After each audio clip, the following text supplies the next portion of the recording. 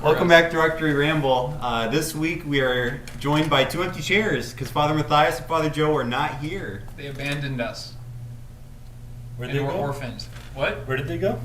So Father Joe has gone on an excursion. He's currently on his vacation right now to take some a little bit of R&R. With family. Yeah, apparently COVID wasn't enough for him, so he's taking a little breather. Father Matthias is at a diocesan meeting, so neither of them could make it for this video, which is fine because seminarians are holding on the fort. We're going to try our best to do this ramble well and as good as Father Matthias. Or better. Or better. We're going to shoot for better, but it's okay if we come a little below. Brian, what's been the highlight of your day? Highlight of my day, oh my gosh. I did a lot of vacuuming in the church, doing the maintenance position, so that was pretty good. Brian's a good man. I see Brian doing all his work, and he's like cleaning everything up, and I'm sitting in here. Tell him that one's from last week. Oh no! So I was sitting out here. It was like 3 o'clock. Brian had just finished his shift, and I just do academic stuff for most of the day. So I'm sitting there in the sun, getting some rays, and I've got my cup of coffee and a brownie with me, and relaxing and enjoying that with computer, playing music. And I'm just got my legs up, and I'm super relaxed. And Brian sits down, exhausted, covered in dirt after like 7 hours of manual labor. It was a 90-degree day. Yeah, and I lean over and look at Brian, totally not even thinking about how he looks, and say to him, "Man, I'm just so exhausted, Brian. It's been a long day." And Brian looked at me with this deadpan face that said, "How dare you?" Yeah, it's like, are you serious right now? It was awesome. What did you do today, Christian? Well, I guess today I started a new job. I'm helping out the old maintenance director here. His name's Ron. And so I'm helping him out at Old St. Pat's, so right down the road, not too far away. I'm helping him with maintenance, keeping the church clean, or any random tasks that they have for me to do over there. So that was pretty fun. And I did homework after. Oh, okay. That's what you did.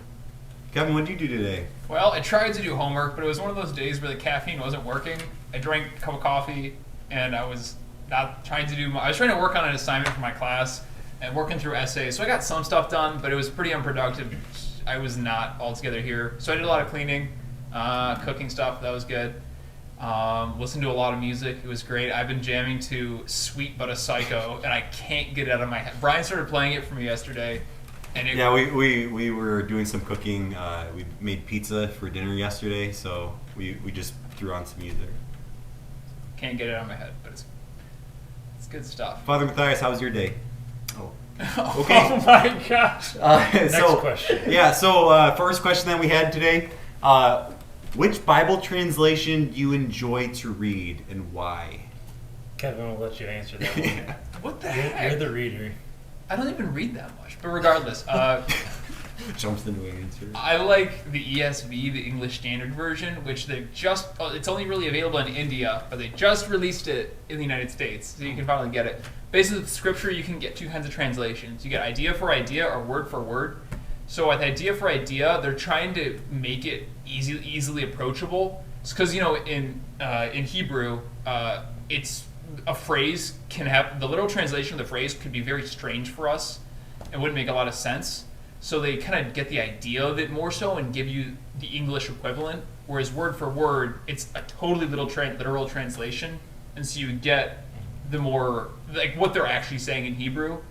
And they're both good. The ESV is very strong word for word, so you get a lot more of the Hebrew context there, and I prefer that. I like it. What would be an example of an idea for idea translation? Idea for idea versus word for word.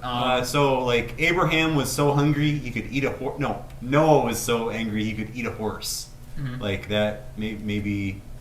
Which one would have that, and then which one would have like a translation? Yeah. So I'll give a good example. God. So it's my example. There's a better example, but that's fine. Go for it. In Hebrew, in order to say that God was patient, they say God had a very long nose. Not kidding. Because in Hebrew, when you have a long nose, it takes a long time for the breath to get through, and so you calm down easily. But that makes no sense. If in your scripture you read, the Israelites sinned, and God had a very long nose. That makes no sense to us. So they translate it as God is patient, and that would be word for word versus idea for idea.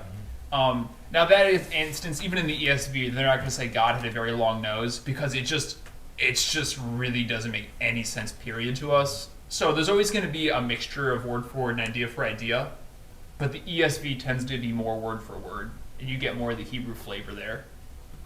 Yeah, that would be the best instance of it. And different Bibles are good for it. NAB, what we use at Mass, that's more idea for idea. It's a little easier to understand. Yeah. That's my favorite translation. That's what I always read out of. Mm-hmm. Cool. Oh, thanks, Kevin. Yeah, so the next question, it's a good one. So I guess the parishioner here is asking us, after making all these videos, what is it like to actually get to experience time with the parishioners and seeing them daily at Mass, or seeing a lot of them on the weekend at Sunday Mass? Like, how has your experiences changed, and how do we feel? Are we feeling connected here at St. Pat's, or what is your take? What's yours? Well, mine is, I think it's been amazing to actually see parishioners and actually talk to them and spend time with them and being able to celebrate the Mass with them. That has been very special to me, because after finishing my first year at Sacred Heart, there's just a longing to be with people, a longing to mainly serve them. And so being able to serve the Mass gives me that concrete reality of doing that. Mm-hmm. And so, yeah, it's been really great. That's awesome. Yeah, so I haven't been here as long. Like, I kind of came on the tail end of things. But it's been really cool. Just, I think I've already, like, 2 parishioners have come up to me and said, "Wow, like that was really good. Like your chapel chat or whatever." Like, I don't know. It's like, what? I only did like one of those. Like, how could that have affected you? But it's really cool. Like the reaction, getting those in-person reactions from people, but then also like just already kind of getting acclimated and like welcomed into the parish. It's been really cool just to get to know people's names, get to see them before Mass. Yeah, it's been super cool. Mm-hmm. I think it's incredibly humbling, just 'cause you come into this family and all these people look at you and they're just people come up to me and say like, I really appreciate your videos. They've made me feel connected, and I'm blown away by that. And I realize I actually have, because in seminary you don't always see that you're having it. You're not at a parish a lot, so you don't see I'm having an impact on this parish. Maybe at I did hospital ministry, so I could see it there, but you don't really see it in a parish. And so to have all these people thanking me for that it's incredibly humbling, because it's just so amazing to be able to help share some of the gifts and the knowledge that I've received, and to see the Lord working. I don't know. Humility is all I can say. It's great. Yeah, Absolutely. I think Father Matthias, he had someone either email him or contact him and say like, you guys feel like you are family now, because you've been like through the worst of times with us. Like, we've been able to tune into like the chapel chats and really get inspiration through that. So yeah, definitely, mm-hmm. It has been humbling just to hear that. So thanks for all your feedback that you guys have been getting. Yeah, that's awesome. So Kevin kind of answered this question about our third question. What kind of music are you listening to right now? And yeah, how's it been going with that? So I've been listening to Sweet But Psycho for the last 48 hours. But no, aside from that, I listen to like every genre. Pretty much everything. I don't like country that much, but Lemon Boy by Cave Town, that's a great song. Really weird, but it's good.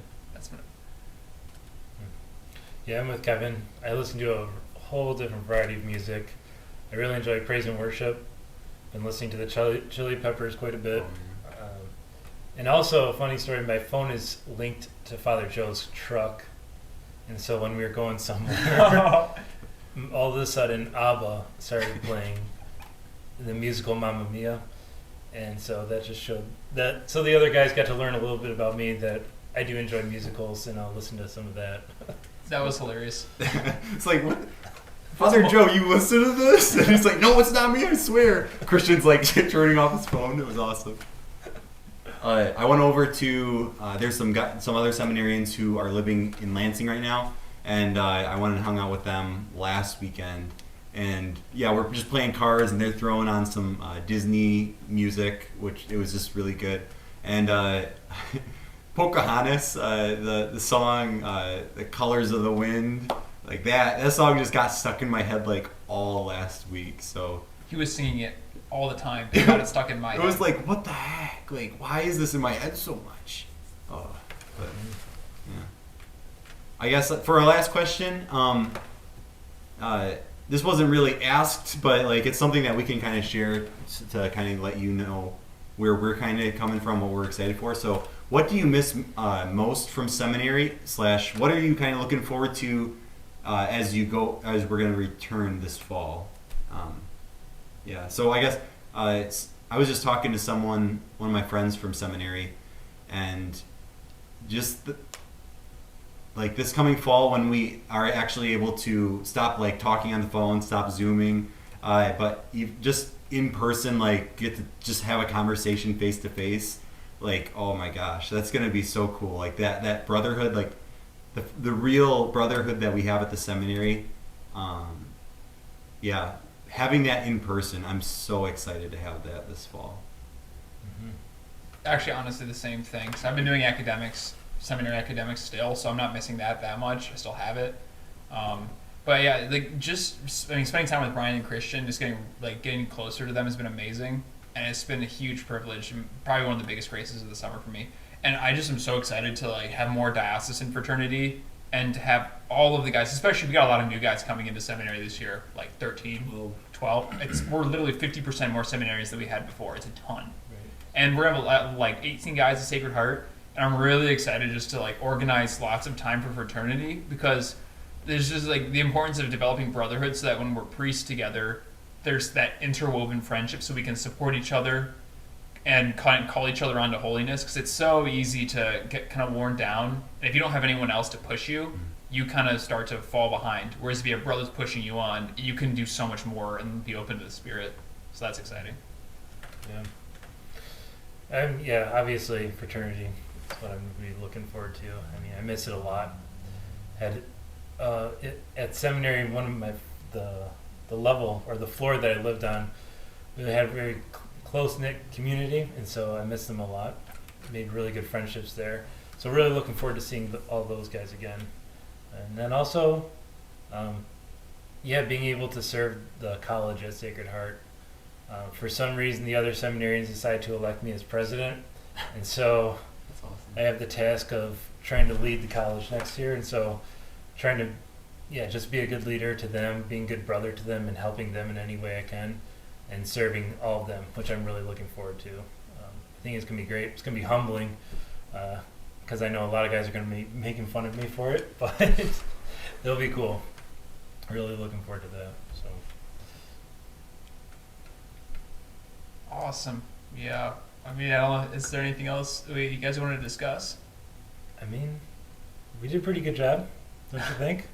Without the priest. I think we did an okay job. Let's give ourselves a round of applause for surviving on our okay. I feel like that's fine. So tell us how well we did without the priest being here.